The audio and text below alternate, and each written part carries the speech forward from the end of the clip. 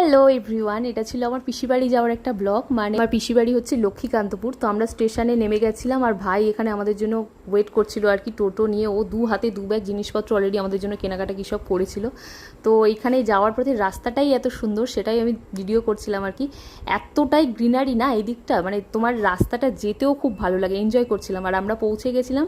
আর এটা পিসির বাড়ি ঢোকার আগে একটা আটচালা পরে, ওখানে ঠাকুর ফাকুর তৈরি হয় আর কি। আর পিসিদের ঢোকার গেটটা ছিল এরকমই, সেই পুরোনো দিনের যে গেটগুলো হয় না, মানে পুরোনো দিনের বাড়ির যে গেটগুলো ওরকমই। আর এখানে ছিল পিসিদের একটা রাধা গোবিন্দের মানে মন্দির, অনেক দিনের প্রতিষ্ঠা করা আর কি, পিসিদের মানে আগে শ্বশুরের বাবা তার আমলের আর কি তৈরি করা। তো এটাই ছিল মন্দিরটা, ঠাকুরটা খুব সুন্দর জাগ্রত।